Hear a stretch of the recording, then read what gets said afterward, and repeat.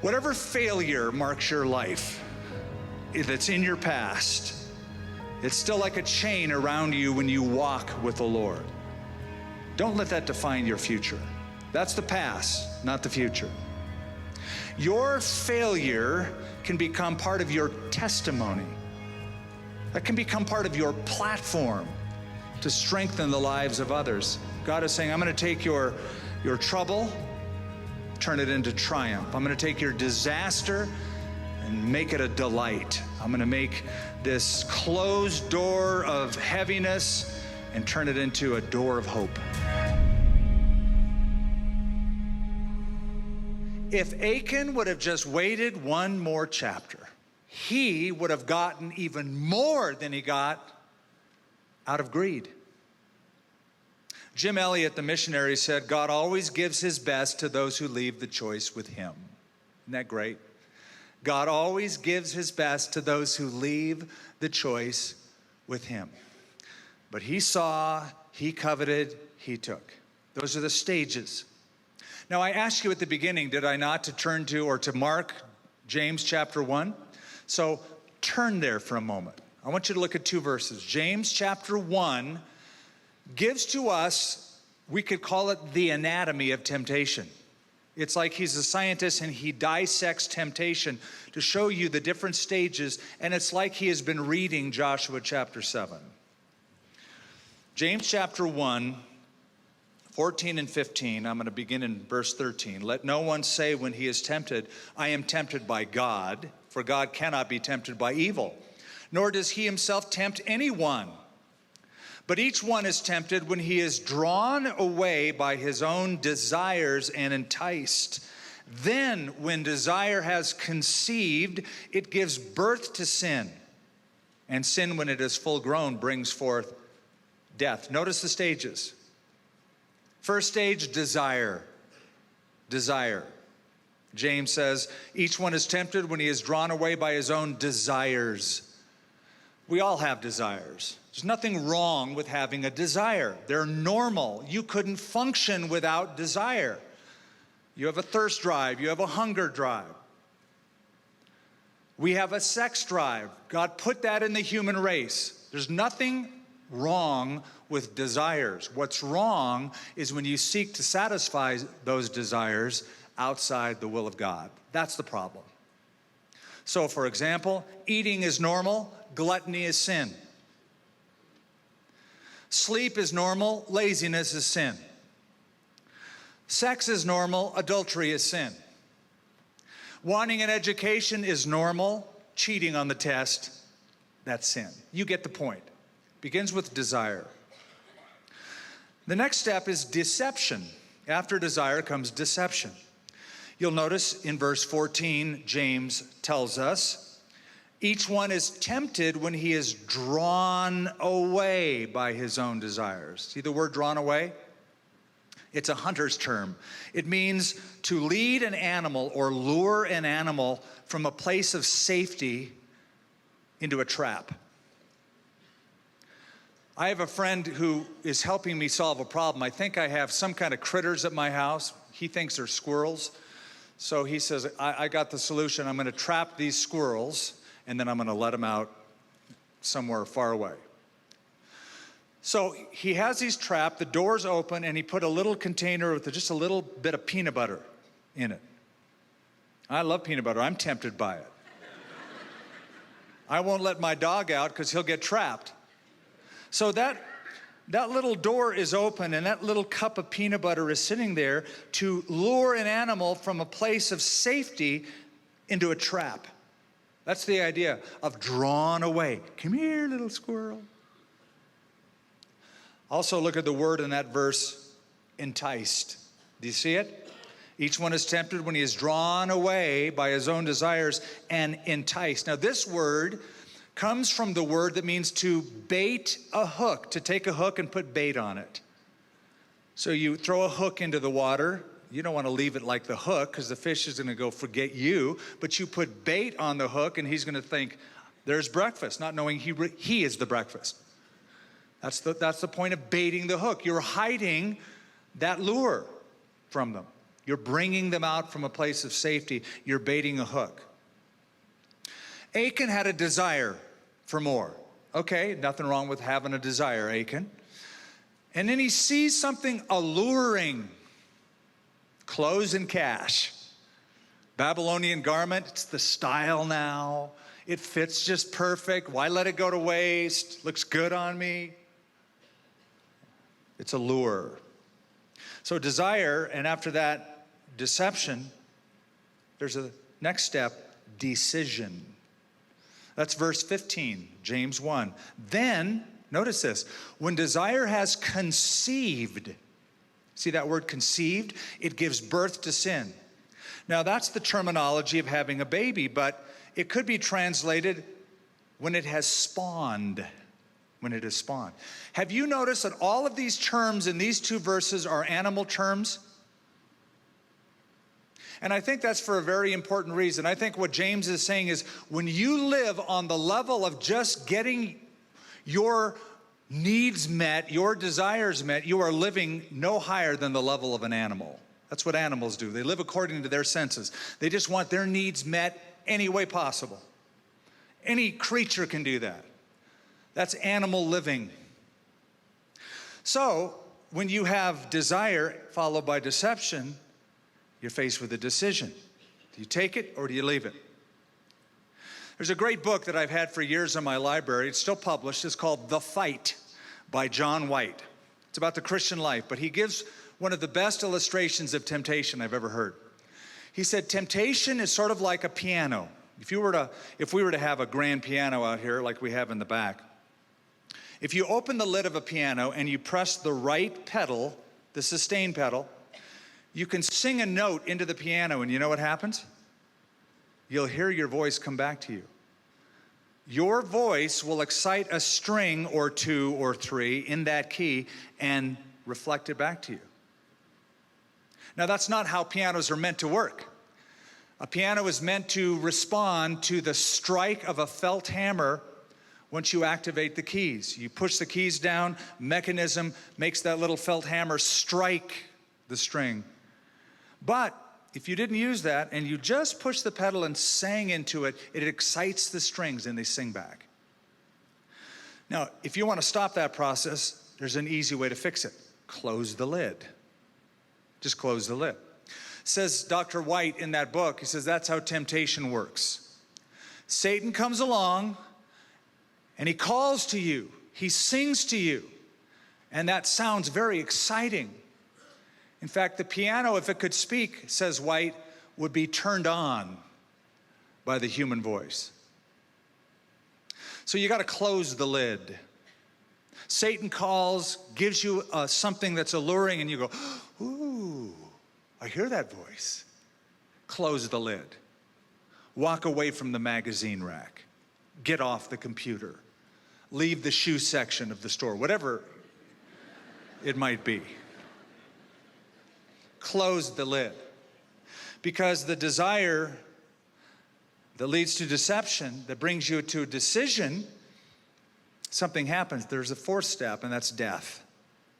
James says, then when desire has conceived, it gives birth to what? To sin. Sin is born. And sin, when it is full grown, brings forth death. It might not happen for a while. You might live a long time before it ever comes. But it's so cute at first. It's a baby. Look at my baby Sin. That's kind of cute. A lion is cute as a baby. When it grows up, it'll eat you. It's going to act according to its nature, and it can destroy you. Death is always the result of sin, always. Some kind of separation occurs in a relationship of trust, our relationship with God, and in Achan's case, literal physical death. It wasn't satisfaction. It wasn't pleasure. It wasn't, I'm so satisfied. It's the wages of sin is death. So every disobedience is detrimental. Every sin comes in stages.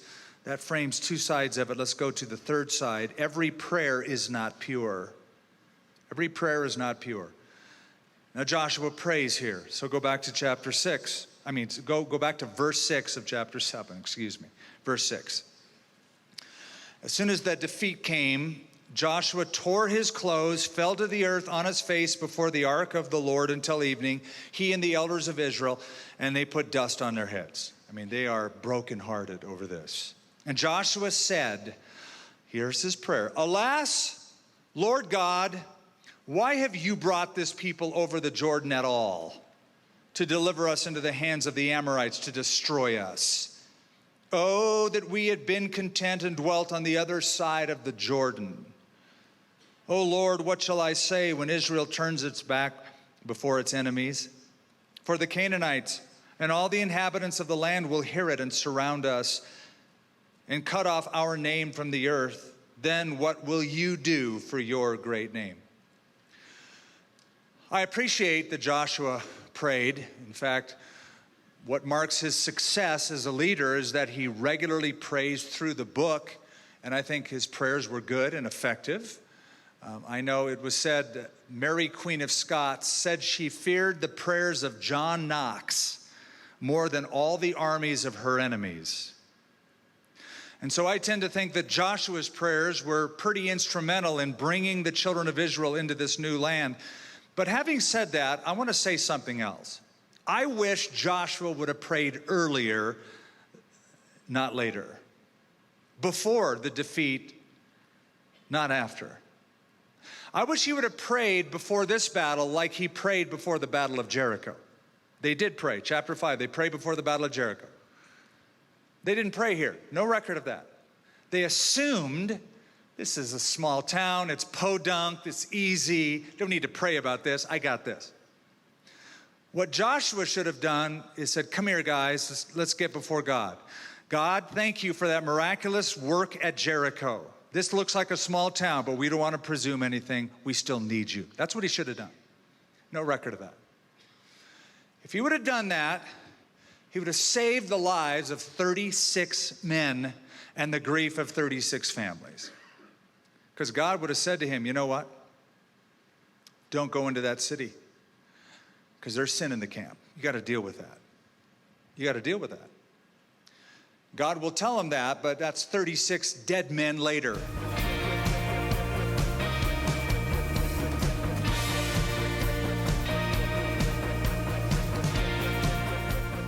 Let's dispel a quick myth, because people see a band like yours and they think, oh, that would be just so glamorous to do. And yet you come in here on buses, so you guys are like road warriors. Yeah. It's so hard to do what you do and travel by road, is it not?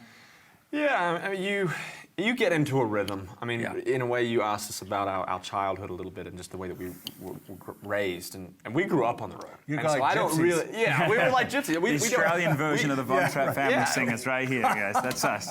We didn't know anything else.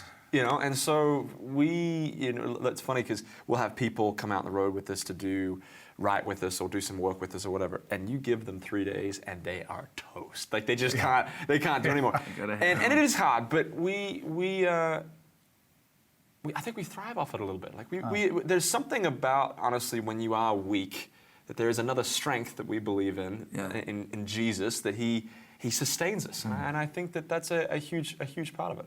Yeah, you've cranked out 4 services here, and in a couple hours you're going to do a full-blown concert here. So that takes a tremendous physical toll on you guys. Well, we don't envy you and we admire you, because the one beauty that the road affords us as musicians is a certain amount of repetition. You know, same songs, similar messages each night, and so you can kind of find a pattern in that. Now the danger, obviously, on the flip side of that coin, is you don't ever, and you would know this well as a pastor, you don't ever want it to become routine. And I even, it's funny, I've even faced that a bit this morning. The 4th service, I felt it in me, that kind of conscience saying, hey, check yourself, because you just did this 3 times. You know what you're doing, and I could get up there, and it's such a profound thing. You know, music. We were with one of your contemporaries, Rick Warren, last week, and he made a comment right before the show, which I thought was very simple and profound. He said, "Look, music has a way of bypassing our head and going straight to our heart, and that we see that as a privilege. And so whether it's writing, honestly and authentically, or whether it's presenting the songs, hopefully, yes, it's entertaining and inspiring and all of that. But hopefully you leave going, I know Joel and Luke, I know the other guys now. Like, they're my friends because they shared a piece of their heart tonight. You guys are 1 year apart, is that right? 2 years apart? Two and a half. 2.5 years apart. Yeah. You guys still get into arguments? Well, I think anytime you... Discussions. We have what we call strong discussions. But I think anytime, obviously, you spend as much time together as we do, and sadly, we probably spend more time with each other than we do with our wives at times, just because of the traveling. And we do have our disagreements every now and again, but it's kind of similar to our father, that at the end of the day, if Joel disagrees with me or I disagree with him, we're still brothers. And at the end of the day, most of the time is, hey man, I still love you. I'm still very thankful to be able to do this with you. And I think that holds everything kind of it kind of keeps everything at bay. And I'm thankful for that, because if I was just working with people that were just friends, all of a sudden then it gets to be, does he hate me? Does it, how does that work? And this way we can be very direct, very honest. And I feel like the product of music and being with people, it's more honest and true because we're not trying to, we're not walking on our tiptoes around each other. Years ago, I'm going way back now, some of you, just a few of you may remember it if there's any left from this era, but we were in a building on Eubank, our church was, 1660 Eubank. We needed a bigger place, so we moved to a place down the street, 9610 Snow Heights. We built it out, we got all excited, we announced next week we're gonna meet there, come Sunday morning for our service. In between that Sunday and the next Sunday, the fire marshal showed up at our new building and said, "You're not opening for anybody. You're not up to code. This wall isn't rated for a firewall." Now, we thought it was. We thought we knew what we were doing. We had a bunch of pastors building walls, so that shows you the mistake off the bat.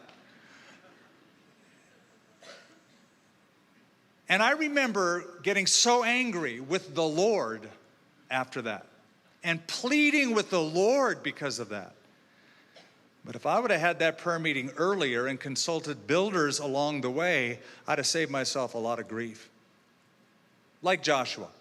Had he done it earlier? If you pray in times of victory, you won't have to plead in times of defeat. But Joshua does. Now, as you read this prayer, did you catch the tone of this prayer? Joshua's blaming God. Did you catch that? Why have you brought us here? Lord, this is your fault. We could have just stayed on the other side of the Jordan, but you brought us here. In fact, you know what this reminds me of, interestingly? Years before, when Moses sent 12 spies out into the land, scouts to look it over. 10 came back with a bad report. 2, including Joshua and Caleb, came back with a good report. Men of faith. The children of Israel cried out and said, "God, why did you bring us here? We should have died in Egypt." If I were Moses, I would have said, "Yep, been a lot easier." Joshua seems to adopt that kind of prayer, that fatalistic, "It's your fault, God. Why did you bring us here into this land?" So that's the prayer meeting. It's not over yet. Look at verse 10. God is going to answer his prayer, but not like you might think. So the Lord said to Joshua, "Get up." How's that for an answer to prayer? You don't want to hear that when you pray. Get up. Why do you lie thus on your face? Israel has sinned, and they have also transgressed my covenant which I commanded them. For they have even taken some of the accursed things, have both stolen and deceived, and they have also put it among their own stuff. Therefore the children of Israel could not stand before their enemies, but turned their backs before their enemies, because they have become doomed to destruction. Neither will I be with you anymore unless you destroy the accursed from among you. Why would God say that? Here's why. Because there's a time to pray and there's a time to move. There's a time to get on your face, there's a time to stand on your feet, and now's the time to stand on your feet. I appreciate your prayer, Joshua, but now's the time to stop your whining and deal with the problem at hand. You remember when Moses was leading Israel out of Egypt? They came to the Red Sea. The armies of Egypt were behind them. I mean, right on their tail. They come to the edge of the Red Sea. Moses thinks this is a good time to have a prayer meeting. So he starts praying, and the Bible says this. The Lord said to Moses, "Why are you crying to me? Tell the people to get moving." Moses, I love your prayers, but now's the time not to have a prayer meeting. Move, buddy, move. Get into that water, go. All of that to say prayer is good, prayer is essential. But not every prayer is pure. Sometimes a person can pray to cover up disobedience or laziness. He needs to get up. Action without prayer is atheism. But prayer without action is presumption. You think you can just presume to shoot up a prayer and not obey God? No. Get going. Get moving. You've got to do something, Joshua. Not every prayer is pure. Because the purpose of prayer is not to inform God of my needs. Do you know that? Do you think when you pray and you tell God something, God's go up there going, wow, thank you for the information. I did not know that until you brought it to my attention. But now I'm duly informed. The purpose of prayer is not to inform God. It's to invite God to rule your life. You are letting him have control. So pray early in the process and report for duty. What do you want me to do, Lord? Every prayer is impure. So we framed three sides of Achan's picture. Every disobedience is detrimental. Every sin comes in stages. Every prayer is impure. Let's complete the picture. Fourth side, fourth statement, fourth axiomatic truth. Every failure isn't forever. So this is the but to the but.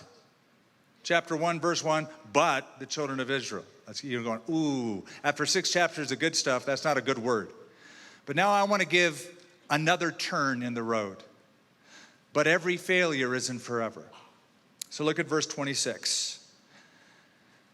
After they took care of business, it says, they raised over Achan, over him, a great heap of stones, still there to this day, the time of its writing. So the Lord turned from the fierceness of his anger.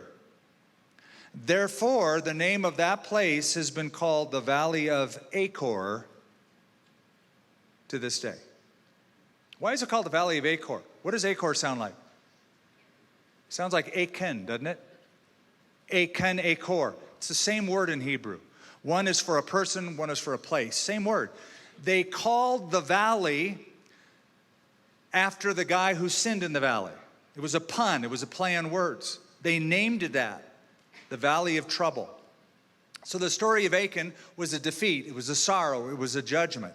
It was a blot on their national record. Achan is executed. He's buried in the Valley of Trouble because he was a troublemaker. But that's not the end of the story. Twice in the Old Testament, there is a direct reference to what happened here and the Valley of Achor. I don't have time to look at both of them. One is found in Isaiah 65, where God says the Valley of Achor will be filled with pasture lands one day, speaking of a future prosperity. But the second one is found in the prophet Hosea. Hosea, chapter 2. I'm going to read it to you. We'll show you the scripture on the screen. Hosea chapter 2. The setting is very similar. It's a time of judgment during Hosea's time. It's a time of trouble during Hosea's time. But he gives a glimmer of hope, and he makes direct reference to the incident of Achan. This is Hosea chapter 2, verse 14. Therefore, behold, God says, I will allure her and bring her into the wilderness and speak comfort to her. I will give her her vineyards from there and the valley of Achor as a door of hope. She shall sing there, as in the days of her youth, as in the days when she came up from Egypt. Here's the point. The place that was associated with defeat and downfall, that will be a place of victory. Now, the immediate fulfillment of that won't take place till the Messianic kingdom, the millennial kingdom, but there's a principle in that promise. God is saying, I can take your trouble and turn it into triumph. I can take your defeat and make it delight. I can make a door of heaviness close and open a door of hope from that place of defeat. So here's the whole story of Achan. Sin can't be taken lightly. It leads to judgment. But God uses judgment to turn people to him. And when they turn to him, he offers them hope, so that even their worst failure can be part of their testimony in the future. Your failures in the past do not have to mark your future. You don't have to be defined by, well, I'm this, I'm that, I committed this. That may be, but that can become part of your comfort and your ministry and your help for others who are struggling with that. You can open a door of hope in a place of failure. Every failure isn't forever. To put it in the words of the prophet, to give them beauty for ashes, the oil of joy for mourning, the garment of praise for the spirit of heaviness. So instead of saying, here comes trouble when you come around, it could be, here comes triumph in the midst of trouble.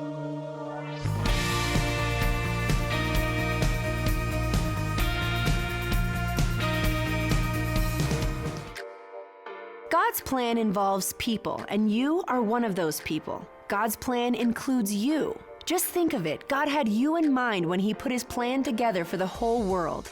We want to help you experience the love of God and to see you bring your ambitions, hopes, and dreams into submission to his purpose for your life. We'd like to send you Skip's message, Where You Fit in God's Plan, on CD, plus Skip's popular booklet, Invisible Cosmic Conflict, as our gift to thank you for your generous donation. Your support helps us connect more people to the truth of God's Word and the power of his love.